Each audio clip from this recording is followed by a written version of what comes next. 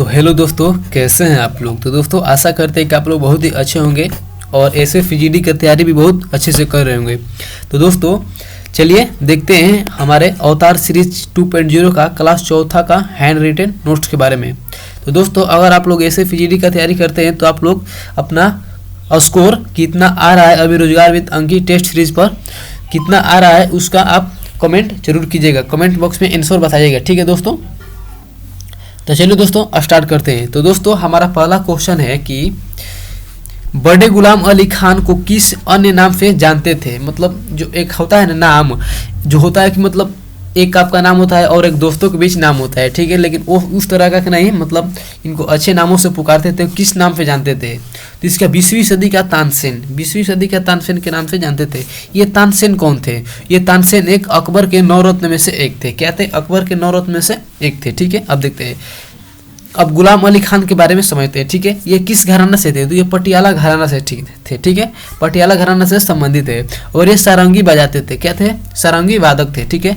इसने पहला सार्वजनिक सभा, इन्होंने पहला सार्वजनिक सभा 1919 में लाहौर में दिया था, ठीक है ना। और इनको पद्म भूषण 1962 में दिया गया था, ठीक है। भारत सरकार द्वारा पद्म भूषण 1962 में दिया गया था। दोस्तों आगे देखते हैं, पद्म भूषण कुदुम्बनी लखिया किस नृत्य से संबंधित है? जो पद्म भूषण कुदुम्बनी लखिया जी हैं वह किस नृत्य से संबंधित है? तो ये कथक नृत्य से संबंधित है, ठीक है। और इनको 2010 में पद्म भूषण दिया गया था, ठीक है। देखिए ये कुदुम्बनी लखिया एक स्कूल अहमदाबाद में 1967 में स्थापित किया था। उस स्कूल का नाम है Kadam school of dance and music, ठीक है। अब देखते हैं कथक के अन्य कलाकारों को देख लेते हैं, ठीक है ना। जो कथक से संबंधित अन्य कलाकार हैं उनको भी समझ लेते हैं। देखिए सितारा देवी भी कथक से संबंधित है, ठीक है। कमलिनी अस्थाना ये भी कथक से ही संबंधित है, ठीक है। प्रेरणा श्रीमाली ये भी कथक से है। रोशन कुमारी, नलिनी स्वाना अस्थाना और शाश्वती सेन ये सभी जो है कथक से संबंधित नृत्यकार हैं, ठीक है। अब देखते हैं भरतनाट्यम से संबंधित कलाकार को देख लेते हैं, ठीक है। मीनाक्षी जो श्रीनिवासन है ये भी कथक से संबंधित कलाकार है, ठीक है। देखिए अब टी बाला सरस्वती ये भी कथक के हैं, ठीक है ना। अब देखिए मीनाती मिश्रा ये जो है ये ओडिसी नृत्य से संबंधित है। ये कैसे संबंधित है? ओडिसी नृत्य से। सविता मेहता ये किससे संबंधित है? तो मणिपुरी नृत्य से संबंधित है, ठीक है। देखिए dreams for my father a story of race and inheritage किसकी आत्मकथा है ये? तो ये है बराक ओबामा की है, ठीक है। और इनकी जो बुक है उनको बारे में समझ लेते हैं। इनकी बुक है ए प्रोमिस लैंड ये भी इनकी बुक है। यस वी कैम ये भी इन्हीं का बुक है। और रेनेड ये भी इनका बुक है, ठीक है। अब देखिए इनकी वाइफ का नाम क्या था? तो मिशेल ओबामा, ठीक है ना। इनकी वाइफ कौन थी? Michelle Obama. अब देखिए मैटर्स ऑफ DC क्रसन, ठीक है, ये किसकी बुक है? तो आई के गुजराल की है, ठीक है। किनकी बुक है? तो आई के गुजराल की बुक है, ठीक है ना। आगे देखते हैं the test of my life ये किसकी आत्मकथा है? The test of my life किसकी आत्मकथा है? तो युवराज सिंह की आत्मकथा है, ठीक है। अब देखिए द लाइट वी कैरी ये किसकी बुक है? तो ये मिशेल ओबामा की बुक है, जो बराक ओबामा की पत्नी है, ठीक है। और बी कोमिंग इन्हीं का बुक है, ठीक है। आगे देखते हैं होयलेश्वर मंदिर किस राज्य में स्थित है? ये जो होयलेश्वर मंदिर है ये किस राज्य में स्थित है? तो कर्नाटक में स्थित है। ये जो मंदिर है ये भगवान शिव जी का मंदिर है, ठीक है। किसका मंदिर है? तो महाकाल का मंदिर है। देखिए 12वीं सदी में विष्णुवर्धन शासक ने निर्मित करवाया था। जो 12वीं सदी था इसमें एक शासक था विष्णुवर्धन, उसी ने इसका निर्माण करवाया था, ठीक है। यह मंदिर सितार आकार का है। ये जो मंदिर है किस आकार का है? तो सितार आकार का है। और यह बेसर शैली में बना है। किस शैली में बना है? तो बेसर शैली बना है। यह यूनेस्को की 42वां साइट बन गया है। मतलब यूनेस्को जो है इसका 42वां साइट बन गया है, ठीक है। और यूनेस्को की हेडक्वार्टर कहाँ है? तो पेरिस फ्रांस में, ठीक है, याद रखिएगा। और इसका 3 समूह है। इस मंदिर का जो है 3 समूह है, ठीक है। कौन कौन से हैं देख लेते हैं। देखिए सोमनाथपुरा मंदिर, ठीक, और हेलोविड मंदिर और बेलूड मंदिर ये सभी मंदिर होयलेश्वर मंदिर का क्या है? तो एक भाग है, ठीक है, एक पार्ट है।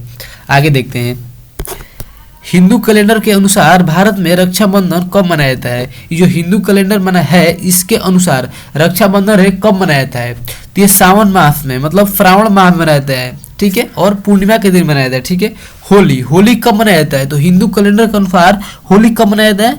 तो देखिए फाल्गुन महीना में, फाल्गुन महीना मनाया और पूर्णिमा के दिन मनाया जाता है। ठीक है, रामनवमी, रामनवमी ये चैत्र में मनाया जाता है और नवमी के दिन मनाया जाता है। ठीक है ना, राम नवमी मतलब नवमी मतलब समझते हैं, नवमी में मनाया जाता है। ठीक है, हनुमान जयंती ये चैत्र में मनाया जाता है। ठीक है, राम और हनुमान जयंती समझ लीजिए कि चैत्र में मनाया जाता है। ठीक है, और यह पूर्णिमा के दिन मनाया जाता है। हनुमान जी एकदम पूर्ण आदमी है, ऐसे याद रखिएगा। ठीक है, गुरु पूर्णिमा, गुरु पूर्णिमा आषाढ़ के दिन, आषाढ़ माह में मनाया जाता है और यह पूर्णिमा है तो लास्ट में पूर्णिमा लगा दिया कि पूर्णिमा दिन मनाया जाता है। ठीक है, अब देखिए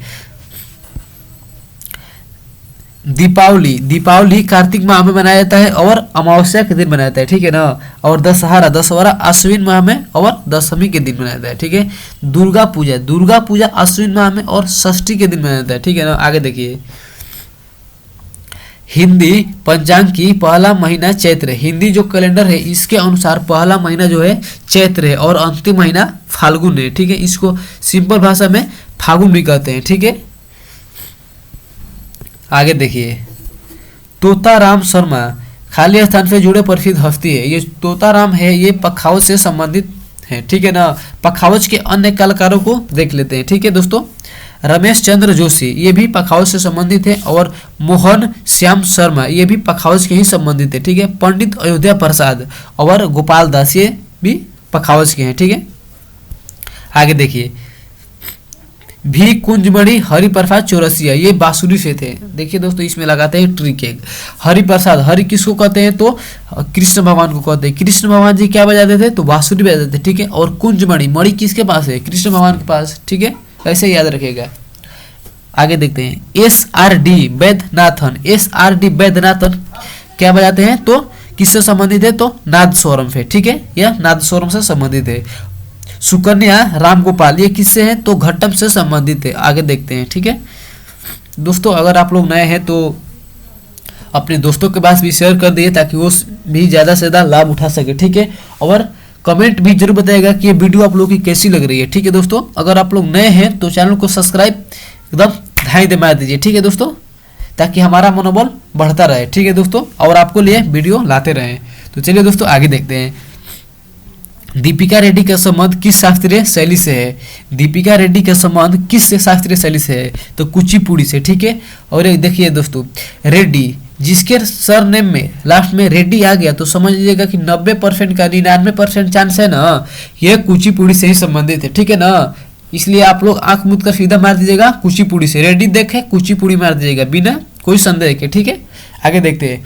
कुचिपुड़ी से अन्य कलाकार को भी देख लेते हैं। तो अश्रिणिमा कुमार है। ठीक है, और अपर्णा सतीशन ये भी किससे संबंधित है? ये भी सब कुचिपुड़ी से संबंधित है। ठीक है ना, अब देखिए चारू माथुर और झवेरी बहना, ये चारू माथुर और झवेरी बहना किससे संबंधित है? तो ये सभी बहनें मणिपुरी से संबंधित है। ठीक है ना, और ये झवेरी जो बहनें हैं इसमें चारों बहनों को जो है तो इसको नाम तो जानना पड़ेगा ना भैया।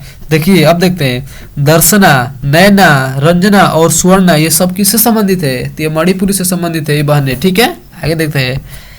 प्रदीप चालिया और जतिन गोस्वामी ये किससे संबंधित है? तो यह क्षत्रिय नृत्य से संबंधित है। किससे संबंधित बढ़ो ये सब?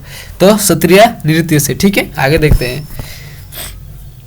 भारतीय संविधान के किस आर्टिकल में पोषण स्तर बढ़ाने के लिए प्रावधान करता है? कौन सा आर्टिकल मतलब बच्चों का पोषण स्तर बढ़ाने के लिए प्रावधान करता है? ठीक है, तो आर्टिकल 47 और 0 से 6 वर्ष के बच्चों के लिए ये कार्यरत है। ठीक है, आगे देखते हैं। आर्टिकल 46, आर्टिकल 46 में क्या लिखा गया है? तो SC, ST और EWS दुर्बल पक्ष की सहायता करेगा। ठीक है, आगे देखते हैं। भारतीय संविधान में मूल कर्तव्यों को किस सिफारिश पर जोड़ा गया था? सिंपल आपको ऐसा आएगा क्वेश्चन कि मूल कर्तव्यों को किस समिति द्वारा जोड़ा गया था। ठीक है, तो इस देख लेते हैं। तो सरदार स्वर्ण सिंह समिति, ठीक है, इसके द्वारा जोड़ा गया था। सरदार जो स्वर्ण सिंह समिति बनी गई थी इसमें कुल सदस्य कितने थे? तो इसमें कुल सदस्य 12 थे। और इसका गठन कब किया गया था? तो इसका गठन किया गया था आपका मई में और 76 या 77 में दोस्तों। ठीक है ना, कंफर्म नहीं है, आगे लिखा है उसको देख के। ठीक है, आगे देखिए।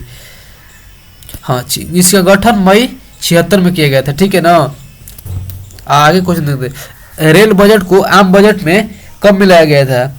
तो जो रेल बजट आम बजट में कब मिलाया गया था तो विवेक देवरेव समिति द्वारा मिलाया गया था 2017 में। और ये अलग कब हुए थे तो एक वर्ष समिति द्वारा अलग हुए थे, ठीक है ना। ऐसे स्पीडी में दिया गया है कि 19 24 25 में ये अलग हुए थे, लेकिन और जगह देखने पर क्राउन जैसी बुकों में यह 1921 देता है, ठीक है। देखिए अब पंचायती राज को संवैधानिक रूप किस समिति द्वारा दिया गया था तो एलएम सिंधवी समिति द्वारा, ठीक है।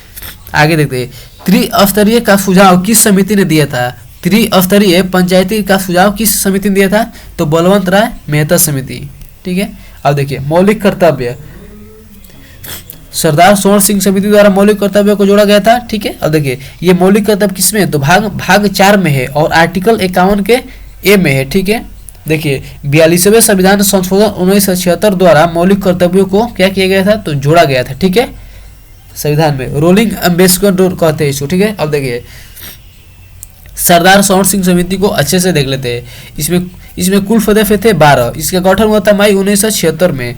इस मौलिक कर्तव्य लागू कब किया गया था तो 3 जनवरी 1977 में मौलिक कर्तव्य लागू कर दिया गया था, ठीक है। अब देखिए उस समय कांग्रेस के अध्यक्ष कौन थे जब मौलिक कर्तव्य लागू किया गया तो कांग्रेस के जो अध्यक्ष थे वो थे देवकांत बरुआ, ठीक है ना। और सचिव थे AR अंतुले, ठीक है। देखिए जो सरदार स्वर्ण सिंह समिति थी वो मौलिक कर्तव्य 8 मौलिक कर्तव्य जोड़ने का रिपोर्ट दिया था, लेकिन 10 मौलिक कर्तव्यों को जोड़ा गया, ठीक है। आगे देखते हैं मास्किक शिलालेख किस राज्य में। ये जो मास्किक शिलालेख है ये अशोक का शिलालेख है और यह किस राज्य में है तो कर्नाटक में स्थित है, ठीक है। अशोक का शासनकाल कब से कब तक था तो 269 BC से लेकर 232 BC के बीच तक था। इसमें 232 में इसका मृत्यु हो गया, ठीक है। और ये अपने राज्याभिषेक के 8वें साल बाद कलिंग पर आक्रमण कर दिया, यानी कि 261 BC पर इसने कलिंग पर आक्रमण कर दिया, ठीक है ना। अब देखिए इसका कुल शिलालेख कितना है तो 33 शिलालेख है। इससे कुल शिलालेख 33 है, ठीक है। और मुख्य शिलालेख 14 है और स्तंभ शिलालेख कितना है तो स्तंभ लेख कितना है 7 है और गुहा लेख 3 है, ठीक है ना। देखिए शिलालेख पढ़ा, इसकी जो अशोक की शिलालेख है सर्वप्रथम किसने पढ़ा था तो जेम्स प्रिंसेस ने और 1837 में पढ़ा था। इसको खोजा किसने था, ये शिलालेख जो है खोजा किसने था तो टी कैथेलर ने खोजा था 1750 में, ठीक है। अब देखिए ब्राह्मगिरी शिलालेख, ब्राह्मगिरी जो शिलालेख किस राज्य में स्थित है तो ये कर्नाटक में स्थित है, ठीक है। और सासाराम शिलालेख ये है बिहार में, ठीक है ना। अब देखिए रूपनाथ शिलालेख, रूपनाथ जो शिलालेख है यह कहाँ है तो मध्य प्रदेश में स्थित है, ठीक है। भाबरू शिलालेख, जो भाबरू शिलालेख है यह राजस्थान में स्थित है, ठीक है ना। और इसने स्वयं को मगध का सम्राट बताया है। इस शिलालेख में क्या बताया है स्वयं को मगध का सम्राट बताया है, ठीक है। आगे देखते हैं धौली प्लस जोगादब शिलालेख कहाँ है तो ओडिशा में स्थित है, ठीक है। कालसी शिलालेख ये उत्तराखंड में है और सोपारा महाराष्ट्र में है, ठीक है। एरागुड़ी आंध्र प्रदेश में है, ठीक है। दोस्तों ये वीडियो आप लोगों को कैसी लग रही है कमेंट बॉक्स में जरूर बताइएगा और एक लाइक तो बनता है। दोस्तों क्या चाहते हैं कि अपने छोटे भाई का चैनल बस इतना ही कम सब्सक्राइबर लेके चले, नहीं दोस्तों, अगर आप लोग चाहेंगे तो ये बहुत जल्दी सब्सक्राइबर बढ़ा सकते हैं, ठीक है दोस्तों। और अपने दोस्तों के पास भेजिए और बोल दीजिए इसको सब्सक्राइब करने के लिए, ठीक है। और एकदम इस वीडियो का आनंद लीजिएगा। तो आगे देखते हैं तुगलक वंश की स्थापना। तुगलक वंश था ये किसका स्थापना कब हुआ था तो 1320 में। अब दिल्ली सल्तनत की जितना ही वंश था उसको एकदम याद करते हैं ग्रांडी आपके छोटे भाई का, ठीक है। तो देखिए कैसे याद करते हैं इसको, एक ट्रिक याद रखिएगा, ठीक है ना। गुलाब खिले तो सूंघ लो, ठीक है। क्या है गुलाब खिले तो सूंघ लो। अब देखिए गुलाब से गुलाम वंश, इसकी स्थापना कब हुआ था तो 12 से 6 से 90 के बीच तक ये शासन किए थे, ठीक है ना। और इसका संस्थापक कौन था तो कुतुबुद्दीन ऐबक इसका संस्थापक था, ठीक है। गुलाम वंश का संस्थापक कुतुबुद्दीन ऐबक। खिले से खिलजी वंश, ठीक है। और 1290 के बाद 1320 तक खिलजी वंश और इसके संस्थापन कौन था तो जलाउद्दीन खिलजी, ठीक है। तो से तुगलक वंश और 1320 से 1414 के बीच और क्या था ग्यासुद्दीन तुगलक इसका संस्थापक था, ठीक है। सुंग से सैयद वंश 1414 से लेकर 1451 तक, ठीक है। खिजर खां इसका संस्थापक था। लो से लोदी वंश और 1451 से 1526 में बहलो लोदी। उसके बाद आता है बाबर और लोदी वंश का अंत करता है, वहां से अपना स्टार्ट करता है, ठीक है ना। देख लीजिए 12 से 90 याद करना है, ठीक है ना, 12 से 90 और उसके बाद 90 से सीधा 13 से 20, 13 से 20 से 14 से 14 और 14 से 51 और 14 से 51 के बाद 15 से 26, ऐसे याद करना है आपको रिलेट करके, ठीक है ना। ये लाइन से अगर ये याद रहेगा ना आपको तो ये भी याद हो जाएगा, ठीक है दोस्तों। अब देखते हैं, आगे देखते हैं। 13 से 20 से 25 के बीच जो लोदी वंश था, उस तुगलक वंश जो था, इसमें इसके शासकों देख लेते हैं कौन कौन कितने वर्षों तक शासन किया, ठीक है ना। तो गयासुद्दीन तुगलक कब था, 13 से 20 से 1325 के बीच था गयासुद्दीन तुगलक, ठीक है। 1325 के बाद 51 तक कौन बना, तो मोहम्मद बिन तुगलक बना शासक, ठीक है। 51 से 88 तक, मतलब 13 से 51 से 13 से 88 तक फिरोज शाह तुगलक, ठीक है। आगे देखते हैं।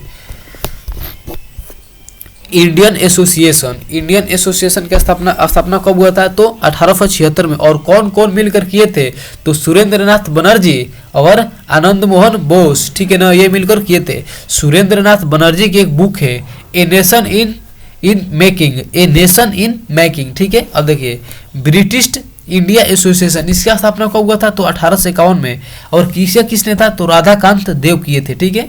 आगे देखिए ईस्ट इंडिया एसोसिएशन, इसका संस्थापना किसने किया था, स्थापना, तो 1866 में दादा भाई नौरोजी, ठीक है ना। अब देखिए कृष्ण की सहायक नदियाँ, जो कृष्णा नदी है इसकी सहायक नदियाँ को देख लेते हैं, ठीक है। देखिए मूसी नदी, कोयना नदी और भीमा नदी, मालप्रभा, घटप्रभा, तुंगभद्रा और दुग्ध गंगा, क्या है, दुग्ध गंगा, ये किसकी सहायक नदियाँ है सब, तो कृष्णा नदी की सहायक नदियाँ है, ठीक है। आगे देखिए कावेरी नदी की सहायक नदियाँ को देख लेते हैं। उससे पहले देख लेते हैं कावेरी नदी की निकलती कहाँ से, कावेरी नदी कहाँ से निकलती है, तो यह ब्रह्मगिरी से निकलती है, ब्रह्मगिरी पहाड़ी से, कर्नाटक से, ठीक है ना। कावेरी नदी कब देखते हैं, सहायक नदियाँ काबिनी, भावनी, हेमावती, लक्ष्मण तीर्थ और अमरावती, ये सब है कावेरी नदियाँ की सहायक नदियाँ, ठीक है ना। कावेरी नदियाँ जो है वो 3 राज्य से निकलती है, 3 राज्य से मतलब बहती है, ठीक है ना। तमिलनाडु में सबसे ज्यादा 56% तमिलनाडु में बहती है, ठीक है। उसके बाद कर्नाटक में 41% और सबसे कम केरल में 3%, ठीक है ना। अब देखिए अर्थव्यवस्था के बारे में समझते हैं। जो फर्स्ट होता है, प्रथम क्षेत्र होता है ना, उसमें पशुपालन, शिकार, मत्स्य पालन, वानिकी, खनन, ये किस सेक्टर में आता है, तो पशुपालन, ये जो सब सेक्टर है ये प्रथम सेक्टर में आता है, ठीक है ना। कृषि और अब जो कर रहे हैं वो खेती हो रही, ये सब आता है प्रथम सेक्टर में। और द्वितीय सेक्टर में आता है जैसे कार निर्माण हो गया, ये सब हो गया ना। निर्माण मतलब जिस चीज का निर्माण किया जाता है उसका निर्माण वो हो जाएगा सेकंड सेक्टर में, यानी कि द्वितीय क्षेत्र में, ठीक है ना। विनिर्माण हो गया, गैस, जल, बिजली, ये सब हो जाएगा आपका सेकंड सेक्टर में, ठीक है। अब देखिए थर्ड क्षेत्र में क्या हो जाएगा, तो होटल हो गया, बैंकिंग हो गया, बैंकिंग, बीमा, सेवा क्षेत्र, ये सब क्या है, तो तीसरा क्षेत्र में हो जाएगा, ठीक है। आगे देखते हैं। 2011 के जनगणना के अनुसार भारत ग्रामीण साक्षरता दर कितनी थी, 2011 की जो जनगणना हुआ था उसमें, उसके अनुसार भारत में जो गांवों की साक्षरता दर थी वो कितनी थी, तो वो थी, गांव की साक्षरता दर कितनी थी, तो 67.77%, ठीक है ना। और सर्वाधिक किसकी थी, तो केरल की थी, ठीक है। और शहरी सर्वाधिक किसकी थी, तो मिजोरम की थी, ठीक है ना। अब देखिए भारत की शहरी साक्षरता दर, जो शहर में लोग रहते हैं उनका साक्षरता दर कितना है, तो 84.11%, ठीक है ना। और ग्रामीण जनसंख्या, देखिए जो गांव में जनसंख्या रहती है पूरे भारत में वो कितने हैं, तो 68.84% ग्रामीण जनसंख्या है, ठीक है ना। और जो शहर में लोग रहते हैं वो कितना परसेंट है, तो 31.16% है जो शहर में रहते हैं, ठीक है। सर्वाधिक ग्रामीण जनसंख्या मतलब सबसे ज्यादा ग्रामीण कहाँ रहते हैं, तो हिमाचल प्रदेश में। ग्रामीण जनसंख्या कहाँ है, तो हिमाचल प्रदेश में लगभग 90%, ठीक है ना। अब देखिए टमाटर में मुख्यतः कौन सा अम्ल पाया जाता है, टमाटर में कौन सा पाया जाता है, तो ऑक्जेलिक अम्ल, ठीक है ना। ऑक्जेलिक अम्ल पाया जाता है टमाटर में। सिरका में एसेटिक अम्ल पाया जाता है, ठीक है। कौन सा अम्ल, तो एसेटिक अम्ल। अंगूर इमली में तो टार्टरिक अम्ल, ठीक है। सोडा वाटर में कौन सा अम्ल, तो कार्बनिक अम्ल पाया जाता है। क्या पाया जाता है, तो कार्बनिक अम्ल, ठीक है ना। अब देखिए नींबू या खट्टे फलों में कौन सा अम्ल, तो साइट्रिक अम्ल, ठीक है। घास में बेंजोइक अम्ल पाया जाता है। सेब में मौलिक अम्ल, सेन में कौन सा अंग पाया जाता है? तो मौलिक अंग पाया जाता है। तो दोस्तों आप लोग जरूर बताइएगा कि वीडियो आप लोगों को कैसी लगी, और कमेंट और लाइक रुकना नहीं चाहिए दोस्तों, ठीक है ना। अब देखिए सरसों में कौन सा? तो यूरिक एसिड, सरसों में यूरिक अम्ल पाया जाता है, ठीक है। नारियल में लॉरिक अम्ल, ठीक है। और गेहूं में ल्यूटामिक अम्ल, ठीक है। और चाय में टेनिन अम्ल। कौन सा रोग कवक का कारण होता है? मतलब कवक के कारण कौन सा रोग होता है? तो ये दाद होता है, ठीक है ना। तपेदिक रोग होता है, किसके कारण होता है? तो जीवाणु के कारण होता है, ठीक है ना। अब देखिए हैजा जो होता है वो भी जीवाणु के कारण होता है। देखिए अब देखिए दोस्तों, देखिए कवक के कारण होने वाला रोग, इसको आसान ट्रिक में समझ लीजिए, ठीक है दोस्तों। गंजा दामाद खाए फूट, गंजा दामाद खाए फूट। अब देखिए गंजा सो जाएगा गंजापन, दामाद सो जाएगा दामाद दाद, ठीक है ना। खाए से खाज और फूट से एथलीट फूट या हाथी पाव, ठीक है। अब देखिए कहाँ पर 50वां भारत का अंतर्राष्ट्रीय बुनाई मेला आयोजित किया जाता है? तो ये होगा तिरुपुर तमिलनाडु में, ठीक है। अब देखते हैं 42वां भारत का अंतर्राष्ट्रीय व्यापार मेला कहाँ आयोजित किया गया? तो नई दिल्ली में, ठीक है। अब देखिए यूपी का पहला अंतर्राष्ट्रीय बाजार मेला, यूपी का पहला अंतर्राष्ट्रीय बाजार मेला तो सितंबर 2023 में, ठीक है। और गौतम बुद्ध नगर जिला में, ठीक है ना। अब देख लेते हैं भारत कला मेला 2023, भारत कला मेला 2023 कहाँ आयोजित किया गया? तो नई दिल्ली में, ठीक है। किस राज्य में मुख्यमंत्री ने रबी महाभियान 2023 का शुभारंभ किया? तो ये हो जाएगा बिहार में, ठीक है। और बिहार का जो राज्यपाल है वो कौन है? तो राजेंद्र विश्व आर्लेकर, ठीक है ना। प्रधानमंत्री जन धन योजना के लाभार्थियों की सूची में बिहार पहले स्थान पर रहा। जो प्रधानमंत्री जन धन योजना है इसके लाभार्थी, मतलब इससे सबसे ज्यादा लाभ किस राज्य को मिला? तो उस सूची में सबसे ज्यादा बिहार को मिला, ठीक है। अब देखिए अंतर्राष्ट्रीय क्रिकेट में सबसे ज्यादा छक्के लगाने वाला खिलाड़ी कौन है? ठीक है, कौन बना है? तो ये हो जाएगा रोहित शर्मा। 562 छक्का मार के सबसे अभी नंबर 1 पर चल रहे हैं, ठीक है ना। वर्ल्ड कप में सबसे ज्यादा छक्का कौन लगाया है? तो ये रोहित शर्मा ही लगाए हैं, ठीक है। अब देखिए सेकंड हो गया विश्व में क्रिस गेल, ठीक है ना, 553, ठीक है। और सेकंड इंडियन कौन है सबसे ज्यादा छक्का लगाने वाला? दूसरे नंबर भारतीय कौन है? तो अपने प्यारे सबके प्यारे महेंद्र सिंह धोनी, ठीक है। 359 छक्के लगाकर दूसरे नंबर पे स्थित है, ठीक है। इंडियन टीम ने ओडीआई में 300 छक्के लगाने वाली पहली टीम बन गई है, ठीक है ना। भारत जो है इंडियन टीम ओडीआई में सबसे ज्यादा 3000 छक्के लगाने वाली पहली टीम बन गए। तो दोस्तों आप लोग कमेंट बॉक्स में जरूर बताइएगा कि आप लोग किस प्लेयर का फैन है, ठीक है ना। ये कमेंट बॉक्स में जरूर आप लोग बताइएगा, ठीक है दोस्तों। ये वीडियो आप लोगों की कैसी लगी जरूर बताइएगा, ठीक है दोस्तों। और एक लाइक और एक कमेंट तो जरूर बनता है दोस्तों। और आप लोग नए हैं तो सब्सक्राइब भी जरूर करके जाइएगा, ठीक है दोस्तों। बिना सब्सक्राइब किए नहीं जाइएगा। तो चलिए मिलते हैं अगली वीडियो में, तब तक के लिए जय हिंद। लाते हैं फिर नए कंटेंट के साथ।